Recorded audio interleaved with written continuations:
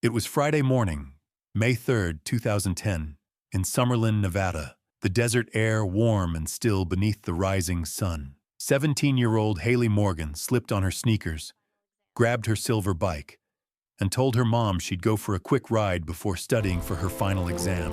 It was the kind of small, ordinary promise every parent hears, but Hayley never came home. By afternoon, police stood inside the Morgan house, staring at a kitchen table that told its own story. Her phone beside a half-empty glass of water, her wallet untouched. The front door left slightly open, as if someone had stepped out and vanished mid-thought. Detectives found only one clue: grainy security footage of a hooded figure wheeling Hayley's bike down Pine Ridge Avenue at 7:42 a.m. After that, nothing. Days turned to weeks, weeks into years. The flyers faded, the search teams went home, and the desert wind carried her name until only her mother still whispered it. 15 years later, a single DNA trace pulled from an old T-shirt would reopen the file and expose the truth hiding in plain sight. You're watching Unsolved Secret Stories. Where are you tuning in from tonight? And what time is it where you are? Don't forget to subscribe, turn on the bell, and join us as we uncover the forgotten cases that time tried to bury. In Summerlin, Nevada, the desert air holds its own kind of hush at dusk, a golden quiet that settles over the stucco houses and wide, winding streets west of Las Vegas. It was May 2010, the start of that liminal time between spring and the punishing summer heat, when the days seem to stretch and drift. On these evenings, the sun paints the hills in deepening amber. The palms along Desert Foothills Drive throwing long, slanted shadows. It is a place built for comfort, a planned suburb where trouble feels impossibly far away, where the days move gently and the nights come soft. Hayley Morgan had always felt at home here. 17, sharp and kind, she was finishing her senior year at Palo Verde High School, one final exam left before freedom. She moved through her routines with the ease of someone well-loved. Homework at the kitchen counter, runs through the desert trails, long rides at the local stables. Her ambitions were quiet, but steady. Hayley dreamed of studying psychology at the University of Nevada, Reno, drawn to understanding why people do the things they do. In her journals, she wrote about wanting to help, to listen. That Friday night, the house on Pine Ridge Avenue was especially still. Hayley's mother, Evelyn, heard laughter ripple down the hallway, a sound half muffled by the bedroom door. The lights glowed soft under the doorframe.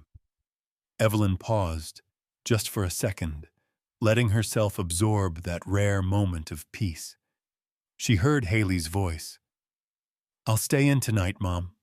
One more exam tomorrow, and I'm done." There was relief in her tone, a promise that soon it would all be over. The stress, the pressure, the endless grind of high school coming to an end. Outside, the rest of the neighborhood fell into its quiet rituals. Lawns were watered, garages closed, porch lights flicked on one by one. Neighbors exchanged brief waves, the kind that say everything is normal. The world here seemed as safe as any place could be. So, doors were left unlocked in the morning, windows cracked to let in the dry air. It was the kind of suburb that made people believe tragedy belonged somewhere else. Hayley retreated to her room. She messaged a few friends, nothing urgent. Her phone buzzed a couple of times, notifications stacking up, reminders about the exam, a photo from a classmate, a message from Ethan Clark. He had been her boyfriend once, someone she'd trusted, but things had changed. She ignored the message, setting the phone down on the nightstand beside her psychology textbook. She wasn't in the mood for drama, not tonight. By midnight, the house was silent. Hayley's lamp cast a soft halo on the wall. Evelyn peeked in, saw her daughter curled up with a book, and let herself believe that everything was as it should be. She went to bed, her heart full of ordinary worries. Tomorrow's errands, the rising cost of groceries, the relentless march of time. But by morning, everything had changed. At 6:30 a.m., Evelyn woke to sunlight pouring through the kitchen window. She moved through her routine, coffee brewing, dishes clinking, the comforting sounds of another day beginning. She didn't notice the slight chill in the air, the way it seemed to cling to the hallway. It was only when she passed Hayley's door that she felt it. A pause, a flicker of unease. The door stood open. The bed was neatly made, as if untouched. Downstairs, Evelyn found Hayley's phone on the kitchen table, screen dark. Beside it, a half-empty glass of water. The front door was ajar, swinging gently in the morning breeze. For a moment, she convinced herself it was nothing. Hayley had gone for an early run, maybe, or stepped out to clear her head before her exam. Still, the unease coiled in her chest, impossible to shake. She called Hayley's name, once, then again. No answer. She checked the garage, the backyard, the path out front. The bike was missing. Hayley's wallet and keys were untouched on the hallway table. The house felt larger than it ever had, echoing with silence. Minutes turned to hours. A friend arrived to pick Hayley up for the study group, only to find the house empty, Evelyn pale and trembling on the porch. By noon, the sense of safety that had once wrapped around this place had vanished, replaced by the cold, unmistakable grip of fear. What really happened that night? In the days that would follow, the gentle rhythm of Summerlin would fracture. Flyers would go up. Helicopters would cut through the stillness. The sound of laughter would be replaced by whispered questions, by the knowledge that even here, in a place built for peace, horror could slip through the cracks in a single night. To understand the tragedy that would upend Summerlin, you have to start with the people who lived inside its gentle rhythms, the Morgans and the close-knit streets where everyone believed in ordinary days. Their home was a sun-warmed two-story in Summerlin North, surrounded by desert plants and neat lawns, the kind of neighborhood where families waved to each other on their morning walks and children cycled the block without worry. There were community cookouts, holiday parades, the annual pumpkin patch at the local church. People trusted their neighbors enough to leave doors unlocked, confident that nothing truly bad could happen here. Inside this world, Hayley Morgan was a bright thread. Her gentle nature, her quiet warmth, the way she seemed to listen more than she spoke.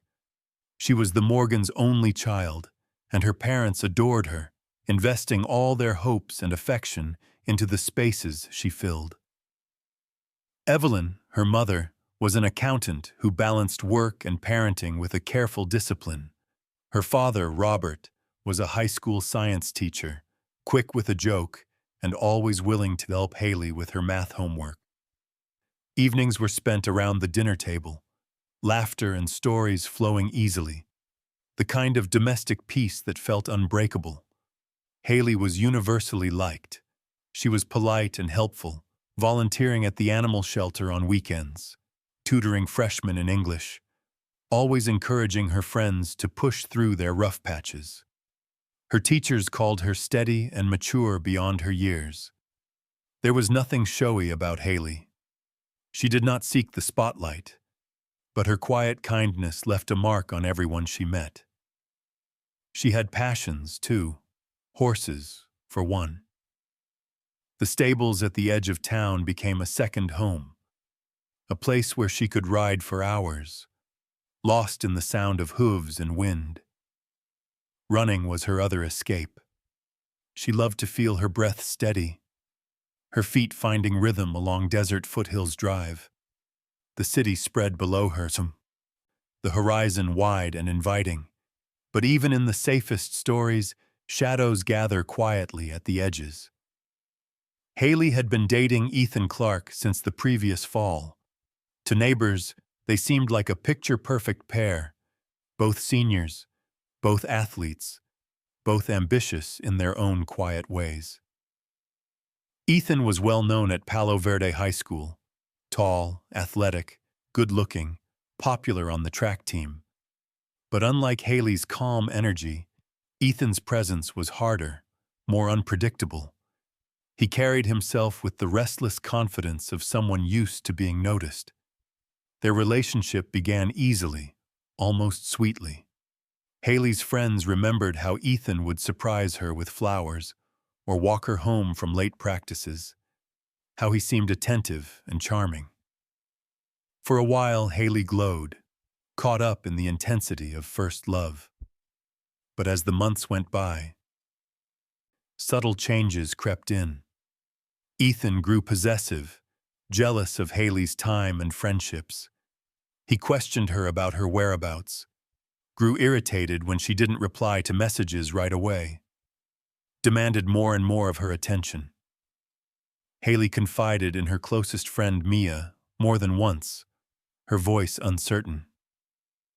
"He's just too much sometimes," she admitted. "I feel like I can't breathe. He needs to know everything." Mia tried to reassure her, telling her to set boundaries, to stand up for herself. But Hayley's gentle nature made confrontation difficult. By the beginning of spring, it was clear the relationship was unraveling. The last straw came after a public argument at school, Ethan raising his voice in a way that embarrassed and unsettled Hayley. She broke it off, explaining to her friends, "He's too controlling. I just need space." She hoped it would end cleanly, that they could both move on. Ethan did not let go. He texted and called, sometimes dozens of times in a day, oscillating between pleading and anger. He waited for her after classes, tried to convince her to talk, apologized in one breath, and accused her in the next.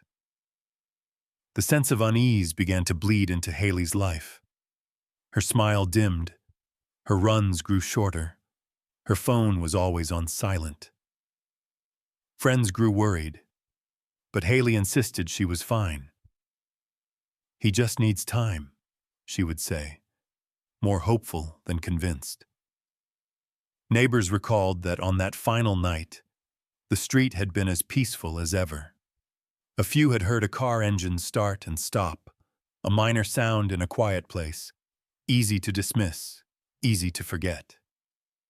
No one thought it might matter. In hindsight, the signs seemed so much clearer. The gentle harmony of Summerlin, the safe routines, all were pierced by something colder. As the story of Hayley and Ethan began to unravel, a community that believed in its own safety would soon learn how fragile that peace could be. Saturday, May 3rd, 2010. The first sunlight crept across the windows of the Morgan house, spilling warm gold over the kitchen floor and silent hallways. By habit, Evelyn Morgan rose early for work, her mind already ticking through the day's errands. She didn't expect anything unusual. She never did. The neighborhood outside was waking up slowly, sprinklers misting the lawns, distant voices from joggers, the sound of a dog barking at nothing. Everything seemed ordinary, safe. But even as she moved from room to room, something felt off. Hayley's bedroom door was open, the bed neatly made. Her backpack sat untouched on the chair. In the kitchen, a half-empty glass of water stood beside Hayley's phone and wallet. The front door, which should have been locked, hung open by a narrow gap. The house was too quiet, missing the small sounds of Hayley's morning routine. Evelyn called her daughter's name once, then again, but silence answered back. At first, Evelyn told herself it was nothing. Maybe Hayley had gone for an early run. Maybe she was with a friend. But the strange calmness of the house twisted into unease. Every detail suddenly seemed significant. Hayley never left her phone behind. She would have texted. She would have left a note. As minutes slipped by, that gentle, predictable morning hardened into something else. A rising sense of dread, steady as a pulse. By noon, the stillness inside the Morgan home had curdled into panic. Hayley's friend Mia arrived to pick her up for a study group, surprised to find the house empty and Evelyn pale with worry on the porch. Calls went unanswered.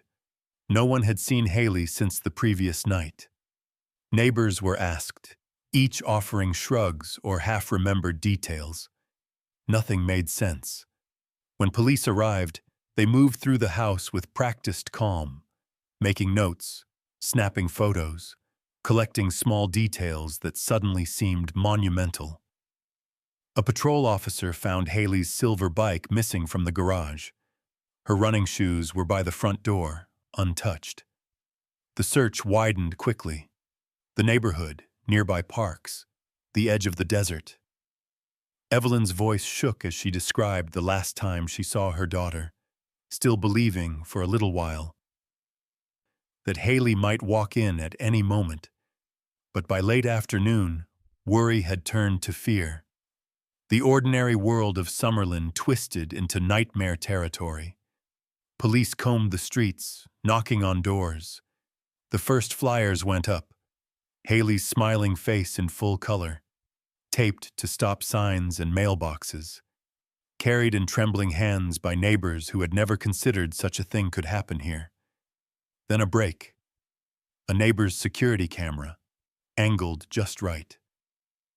The grainy footage showed a figure in a dark hoodie pushing Hayley's silver bike away from the house at exactly 7:42 a.m. The face was hidden. The figure moved quickly, almost furtively, out of frame and into the distance. The video was brief, only a few seconds, but it changed everything. Now it wasn't just a missing persons case. It was a puzzle. A sequence of events slipping out of reach, carrying the Morgans and their community into uncharted fear. For 2 days, the search intensified. Volunteers canvassed the area, shouting Hayley's name across empty lots and desert trails. Helicopters droned over Red Rock Canyon, their shadows darting over sand and stone. The desert, so beautiful and open, suddenly felt endless and threatening, a place where someone could vanish without a trace. Then, at the canyon's edge, another find. A police officer spotted Hayley's silver bike abandoned near a dry wash, the handlebars bent slightly. Beside it, a broken bracelet, white beads scattered in the red sand. No blood, no sign of struggle, only silence, thick and final. The hope that Hayley would be found safe began to thin, replaced by cold uncertainty. Detectives paused at the scene, letting the details settle in.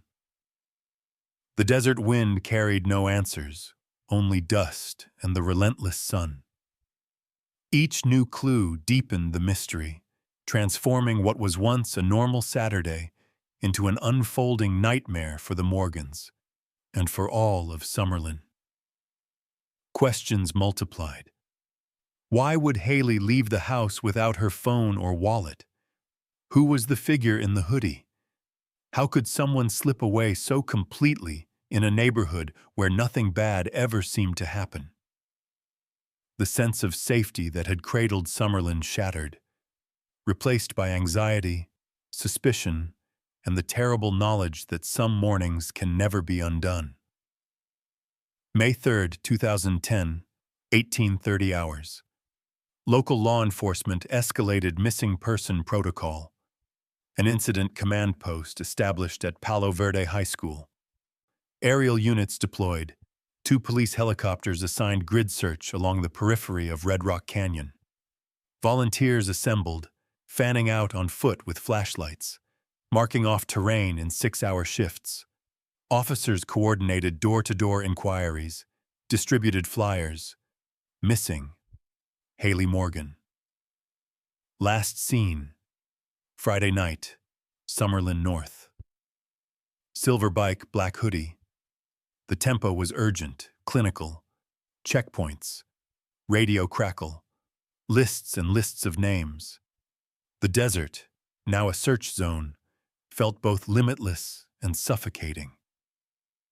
As night fell, the glow of searchlights painted the sand and cactus white blue. The missing girl's image flickered on the evening news. The entire Las Vegas Valley responded. Grocery stores and gas stations plastered with Hayley's photo. Neighbors who had never spoken offered bottled water and phone chargers to searchers. Lines of cars snaked into parking lots. Volunteers combed drainage ditches, empty lots, the rough edges where suburb met wilderness. Despite the numbers, the scale of the search felt dwarfed by the desert itself. Hours blurred into days. Temperatures soared above 90, then dropped to the 40s after sundown. The only constant was the silence, broken only by the echo of Hayley's name, called over and over, dissolving into the wind. No confirmed sightings past 7:42 a.m., when surveillance recorded a hooded figure with a bicycle. The area canvassed yielded no further clues. Neighbors recalled nothing unusual, no commotion, no raised voices, only the vague memory of a car engine starting and stopping, dismissed at the time as background noise. As hope began to thin, public attention swelled. The Morgans became the focus of collective grief. Television crews camped outside their house, satellite dishes pointed skyward. Every day brought new reporters and new questions with no answers. May 6, 2010, 1900 hours. Local church candlelight vigil. Over 200 residents gathered, holding hands beneath strings of paper lanterns. A slow, aching silence hung over the assembly, one broken only by the trembling voice of Evelyn Morgan as she addressed the crowd. "If someone has my daughter, please let her come home. I just need to know she's safe." Her words echoed in the sanctuary, broadcast across the valley. Camera lights caught the tears on her face, her voice breaking, private grief made public, turning a family's nightmare into a city's sorrow. The story moved quickly through the press. The Summerlin girl. Hashtags. Call-ins to the police tip line. With each passing day, empathy deepened into fear. Parents clung to their children a little tighter. Doors were checked twice. Routines, once unbreakable, were now interrupted by suspicion. In a place engineered for safety, the possibility of loss became a constant shadow. May 24, 2010. After 3 weeks, the official search was called off. The last search party returned at dusk, boots coated in dust, faces blank with exhaustion. Helicopters ceased their patrols. Police tape was removed from trailheads. The air of urgency gave way to something heavier, the resignation of unanswered questions. Reporters packed up. Flyers curled and faded under the relentless sun. Only the Morgans and a handful of neighbors kept the porch lights burning, kept waiting for news that no longer came. Hayley's room remained untouched, the bed still made, the scent of her shampoo lingering in the quiet space. Every item, her favorite sweater, her school notebooks, the half-finished birthday card for her mother, became a silent testament to absence.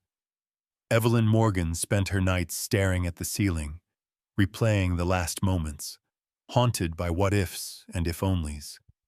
Her grief, once raw and public, became inward and paralyzing. She clung to hope because the alternative, acceptance, felt like betrayal. Friends tried to help, bringing food, folding laundry, but there was no remedy for the shape Hayley's absence carved into every day. By the end of May, Summerlin was changed. Where once there had been certainty, there was only caution and regret. The ordinary hum of suburban life had been pierced by a singular, unthinkable loss. For the first time, everyone understood.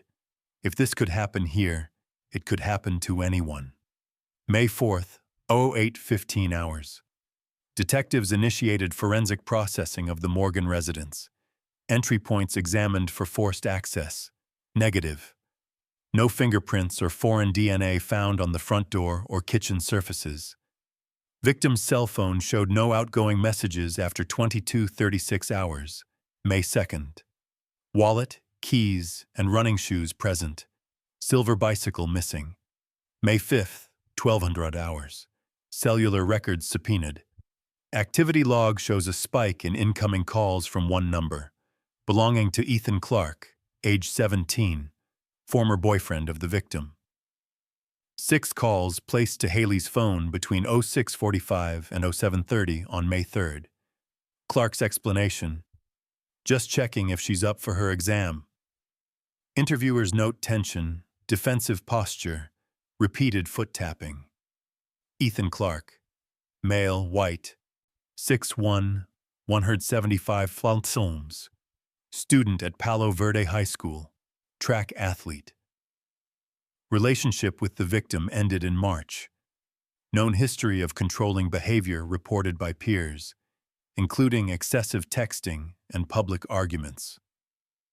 Prior incidents documented in school counselors' notes.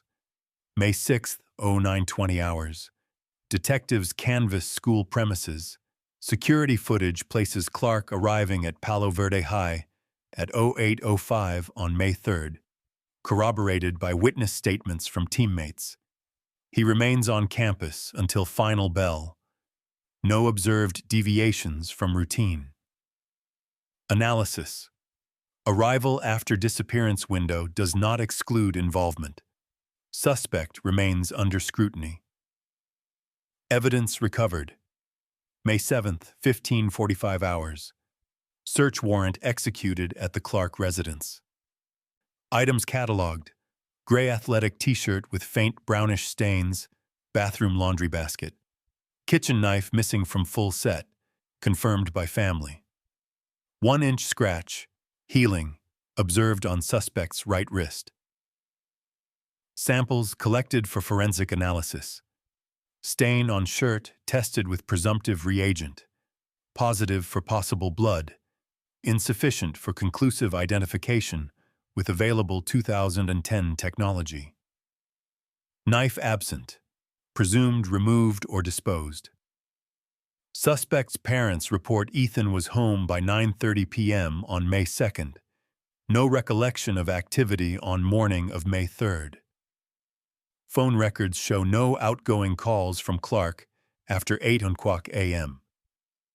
His alibi rests on security footage and witness testimony, but the time window between 6:30 and 7:45 remains unaccounted for. As news filtered out, focus turned quickly to Ethan Clark. Rumors circulated at school, on neighborhood forums, in whispered conversations between parents at grocery stores. Students recalled arguments between Hayley and Ethan, escalating in frequency and intensity during the final weeks of their relationship. Counselors and coaches remembered Hayley's subtle withdrawal, her reluctance to linger after practice, her habit of silencing her phone. Public frustration mounted. Anonymous tips poured in. None substantive. The investigative team logged each one, methodically checking and closing leads. Yet every new detail seemed to circle back to Ethan, a person of interest without enough to charge. No body recovered. No direct witness to an abduction or struggle. DNA from the shirt stain is insufficiently analyzed due to technological limitations. No surveillance footage captures Ethan near the Morgan residence during the critical window. Absence of the missing kitchen knife is suspicious, but not criminal evidence alone. Case status: probable cause insufficient for arrest. Lead investigator's log, May 12, 21:10 hours. It is the opinion of this officer that Ethan Clark is concealing knowledge relevant to the disappearance of Hayley Morgan. Motive is evident: jealousy, unresolved conflict. Opportunity is possible, unaccounted window. Physical evidence is suggestive but not definitive. The investigation is at an impasse. Recommend ongoing surveillance and future forensic review as technology advances. A sense of outrage simmered throughout Summerlin. The absence of resolution fed collective anxiety. Parents no longer let their children walk home alone. The press doubled down, speculating on Ethan's involvement. Hayley's friends posted messages online, demanding answers, accusing authorities of moving too slowly. But in the absence of a confession or a body, justice stalled. Hayley's case slipped into a painful limbo. Everyone knew who to blame, but no one could prove it. The case grew cold, but never dormant. Evidence stored. Witnesses re-interviewed every few months. Ethan Clark, now under the shadow of suspicion, withdrew from public life. The Morgans clung to hope and routine. Their world shrunk to waiting and wondering. In law enforcement files, the summary is clear, clinical, and maddeningly incomplete. Suspect known, motive apparent, evidence just out of reach. There are stories that, with time, begin to dissolve at their edges. Details fading, colors dulling, the sharp urgency of loss replaced by a silent ache that lives in the background of ordinary life. For Evelyn Morgan, the mother of a missing daughter, time itself became a strange landscape, each year drawing her farther from the world as it had been before May 2010. There was no conclusion, only the slow accumulation of absence. 7 years after Hayley's disappearance, the file was transferred to the Cold Case Unit, a room in the Clark County Sheriff's Department filled with rows of silent folders, each one a record of hope deferred. The words "Unsolved" stamped on the cover, the dates already beginning to yellow. For investigators, this is the nature of cold cases. Questions suspended in the air, evidence boxed and stored, lives continuing in the shadow of what remains unknown. The Morgan house changed. Robert Morgan, Hayley's father, died of a sudden stroke in 2015. Some said it was the weight of grief that weakened him, that the body simply grew tired of carrying the burden of not knowing. His absence compounded the silence. Evelyn moved to a smaller house a few miles away, seeking a space that would not echo so much with memories, but she kept her daughter's room untouched. A private museum of the years before everything unraveled. The floral blanket, neatly folded. A framed photo of Hayley laughing at the beach, sand on her cheeks. Track ribbons, horse figurines, the little horseshoe necklace that had once been her birthday gift. Each item a relic, suspended in time. Mornings grew longer. Evelyn moved through her days in practiced routines. Grocery trips, silent dinners, the ritual of checking the porch light at night. For hours, she would sit in Hayley's room, her hand brushing over the comforter, her eyes tracing the spines of old textbooks. There were moments when she almost convinced herself she would hear footsteps in the hall, a laugh from behind the door. But there was only the sound of the clock, steady and merciless. 2 seconds. 3. The hush of time moving forward without resolution. Every year, on the anniversary of Hayley's disappearance, Evelyn left flowers at the edge of Red Rock Canyon. Sometimes friends came. More often she stood alone, staring out into the endless, silent desert.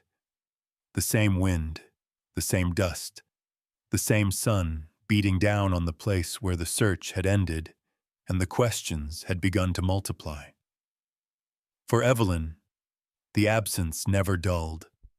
If anything, the shape of it grew sharper, cutting new wounds with each year that passed. The world moved on, but her waiting did not. The case remained dormant. Detectives retired or transferred. New investigators inherited the file, reviewed the evidence, made notes in the margins. The forensic reports, bloodstain, missing knife, cell phone records, sat in boxes, unsolved and inert. Each new advance in technology brought a flicker of hope, a brief flurry of review. But always, the trail went cold. In 2023, more than a decade after Hayley vanished, the Nevada Cold Truth Initiative was established, a federal and state partnership created to re-examine unsolved crimes with modern forensic methods. The Cold Case Unit received a new mandate. DNA samples were reprocessed, digital files scanned, new algorithms run against old evidence. It was clinical work, often thankless, driven by the possibility that something small might have been missed. A young forensic technician flagged the Morgan file for review. One detail, Ethan Clark's T-shirt, collected in 2010, had never been processed with advanced genetic testing. The original analysis had been inconclusive, insufficient for identification. But science had moved forward. There was a chance, however slim, that a new technique could yield information long buried by the limits of the past. For Evelyn, none of this was visible. The world offered only rumors of progress, brief phone calls from detectives who apologized for the long wait and made promises they could not keep. Still, she endured. Still, she waited.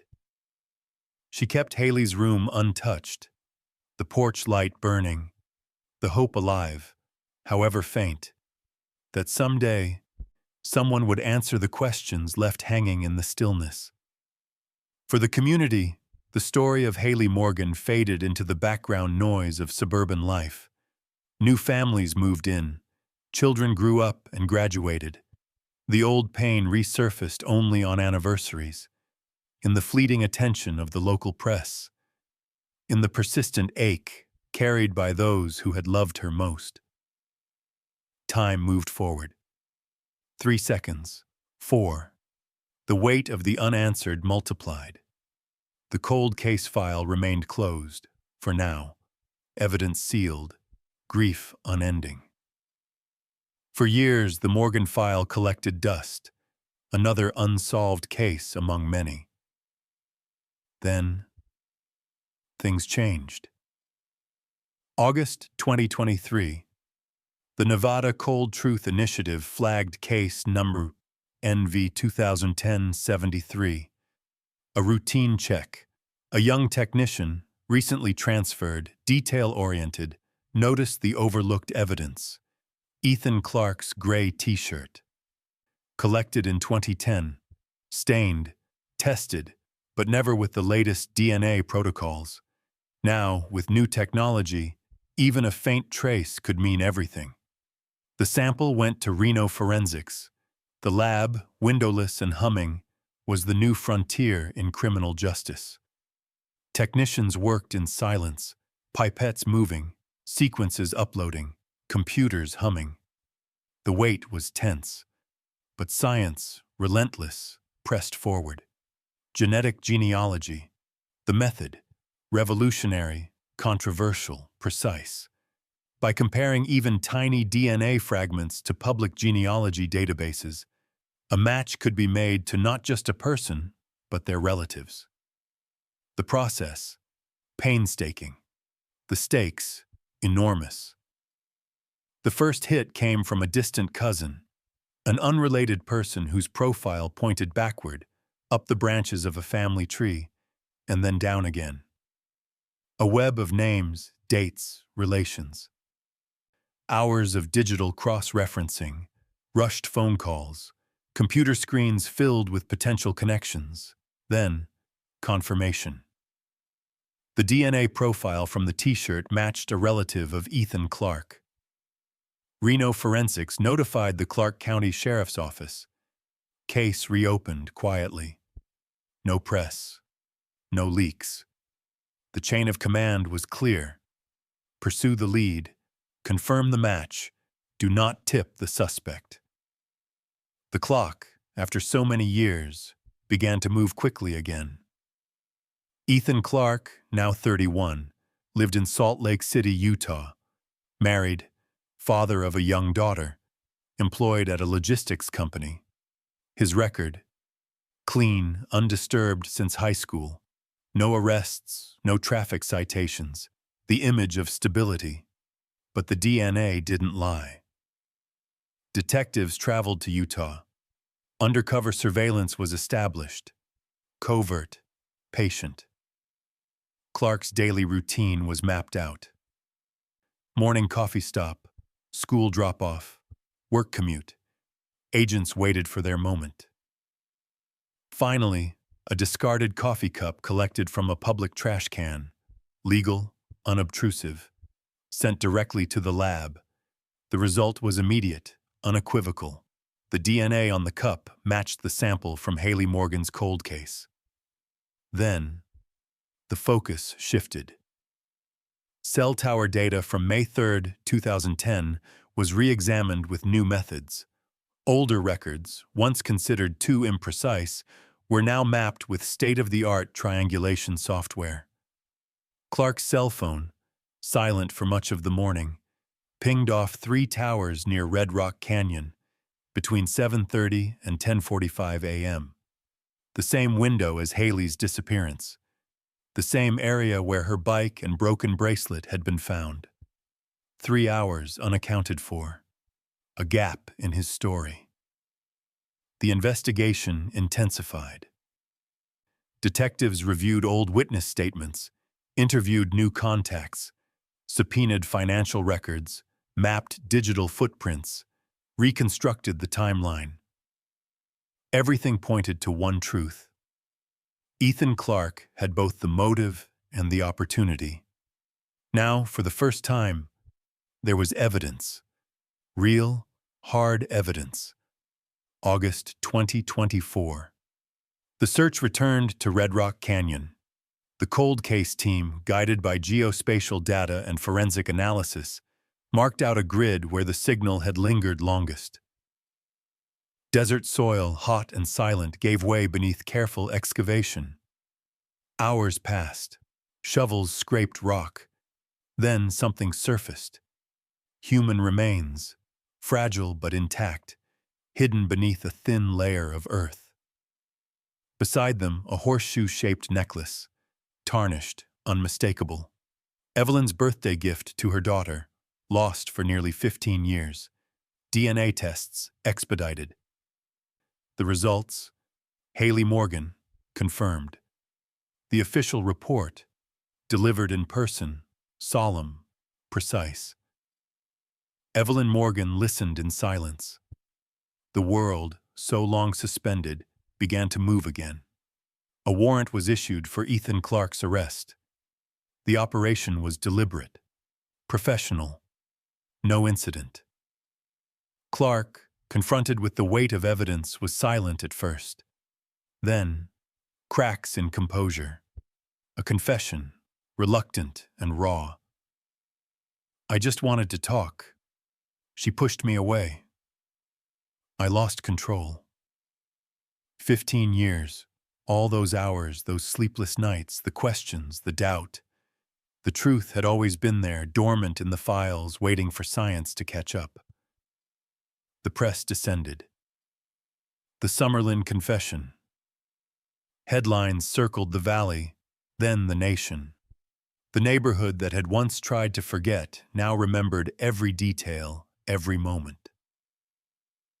The Morgans' porch light burned all night.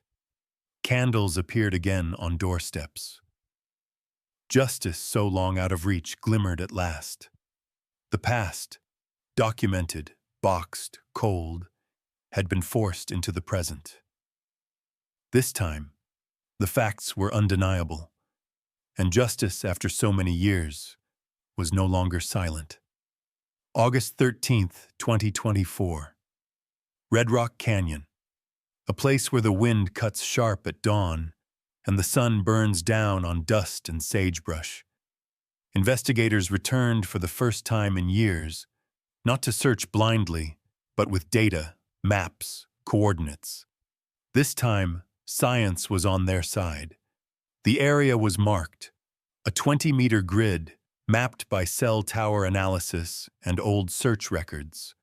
The ground, undisturbed for years, gave way under slow, methodical excavation. There were no crowds, no cameras, just the cold focus of a forensic team working against time, against heat, against memory. Shovels scraped, brushed dirt. Hours passed. Then it happened. A fragment of bone, human, weathered but unmistakable. Silence. Work slowed. Gloved hands unearthed more. The curve of a jaw, vertebrae, the fragile structure of ribs. Years in the desert had dried and preserved them, turning living memory into forensic evidence. The remains lay just inches below the surface, hidden but never truly gone. Beside the bones, a tarnished horseshoe-shaped necklace. Not costume jewelry, but real, solid, heavy with meaning. It was the birthday gift Evelyn Morgan had given her daughter. Evidence. Proof. Grief transformed into objectivity. The team paused, documenting every step.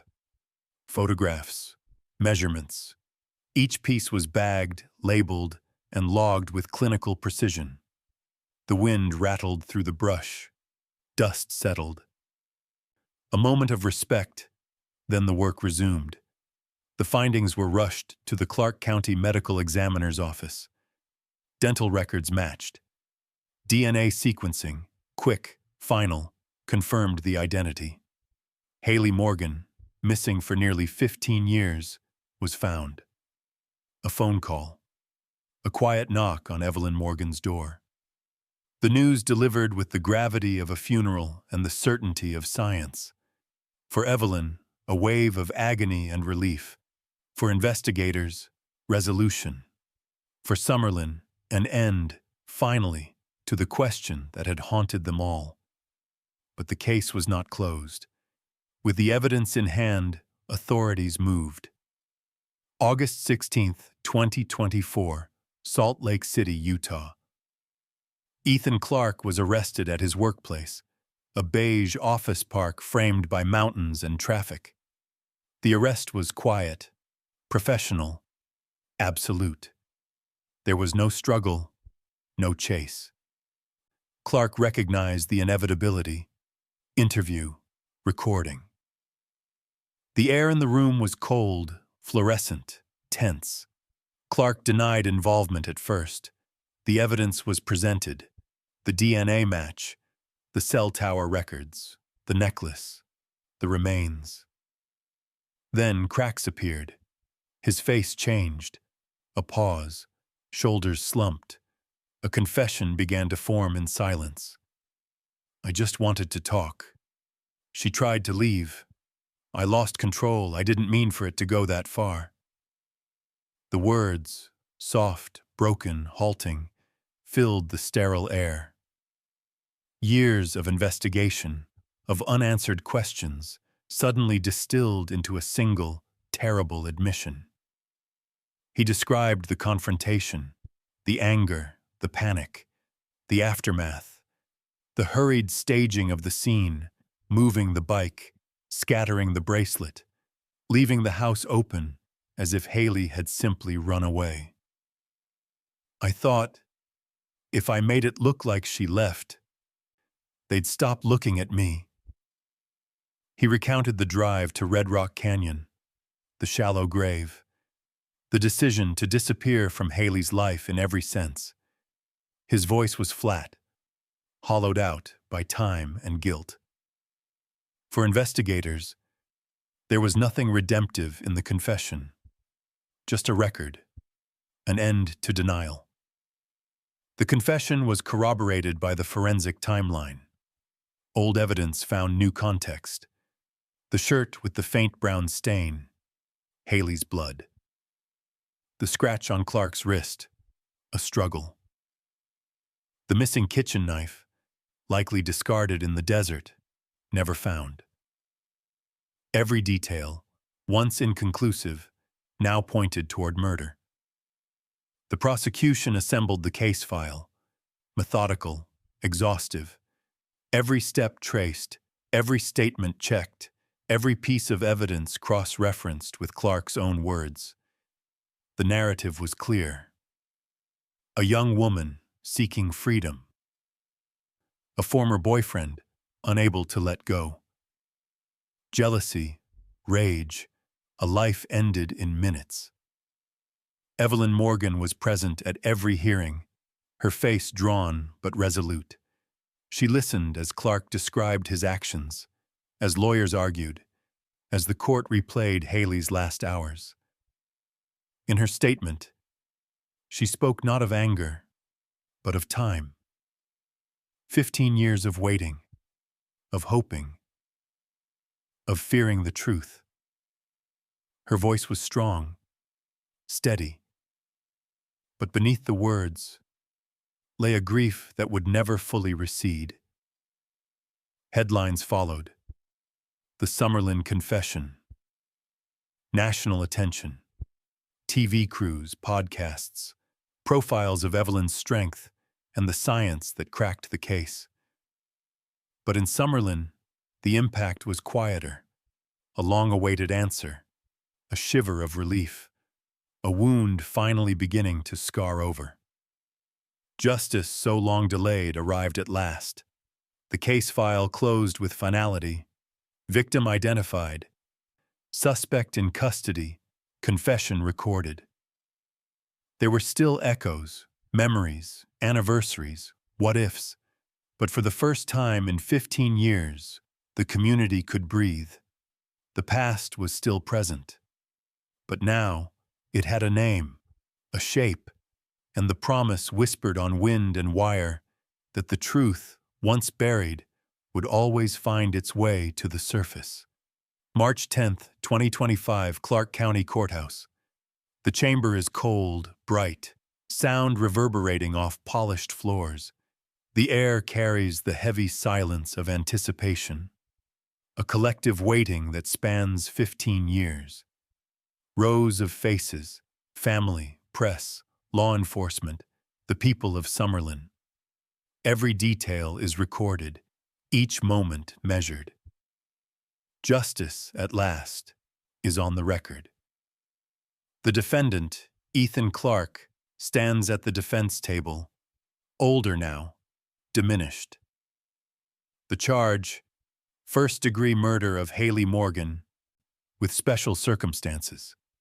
The evidence is laid out, methodical, relentless.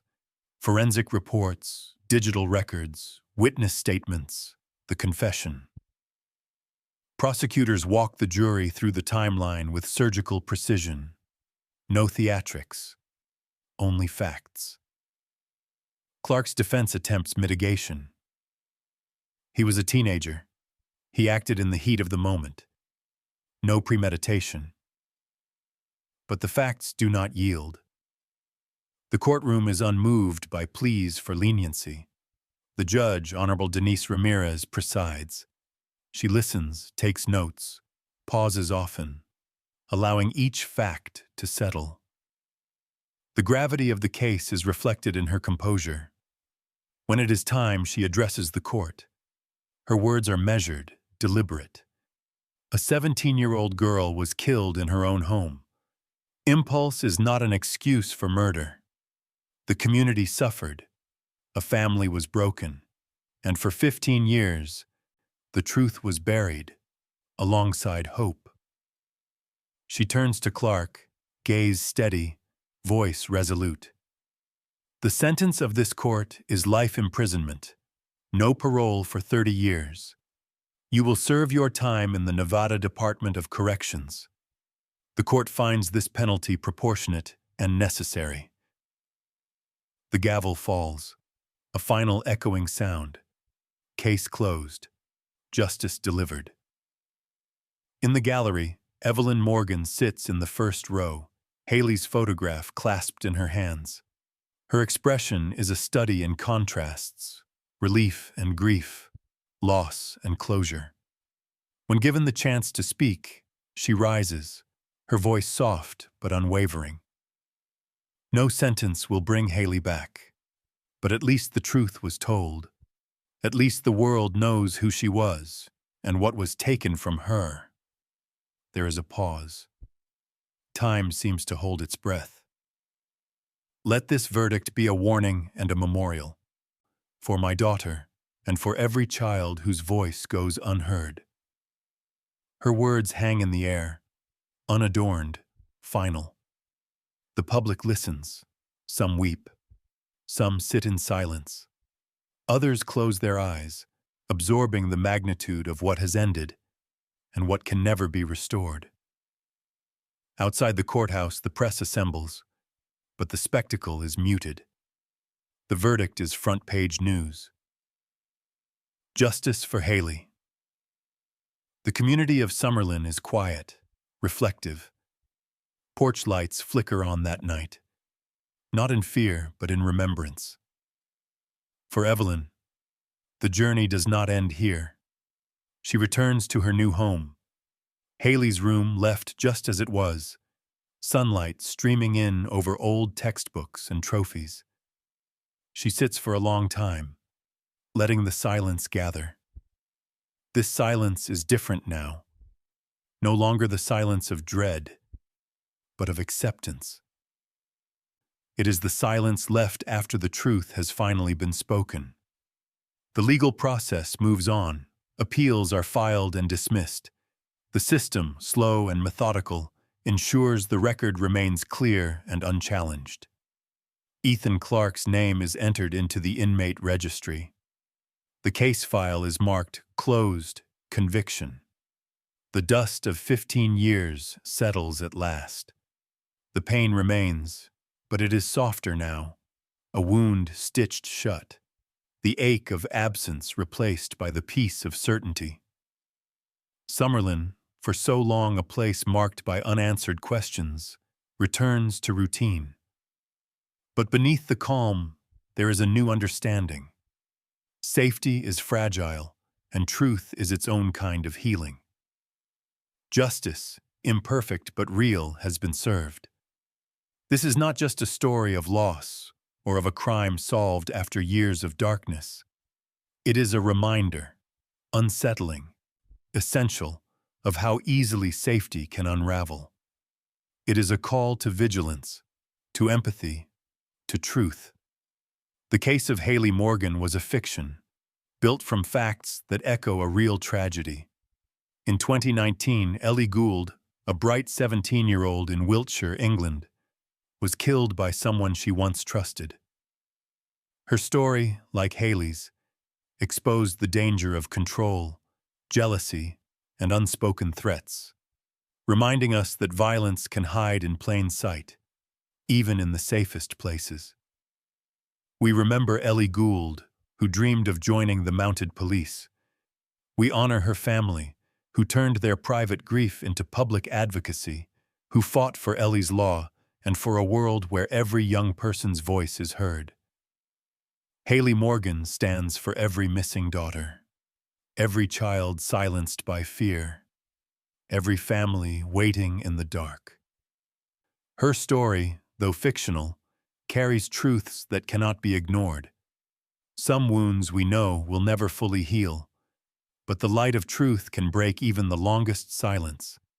Justice, imperfect, slow, can still matter.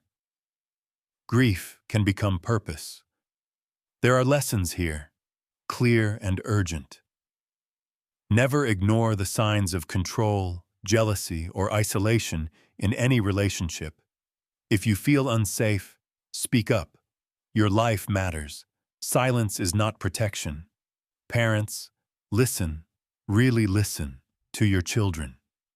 Trust your instincts when something feels wrong. Communities, pay attention. It takes a village to keep its members safe. When one person disappears, it is a wound for all. Let this be a tribute not just to Hayley and Ellie, but to everyone whose story has not yet found the light. May their memories guide us to vigilance, compassion, and action. If you are struggling, know that you are not alone. Reach out. Tell someone. There is always a way back to safety. Some wounds can only be healed by the truth. Some stories, even when they end in sorrow, can save lives. This is where we leave Hayley's story. But the call to care, to speak, to protect continues. Carry it forward. Share her name. Demand justice where it has yet to come.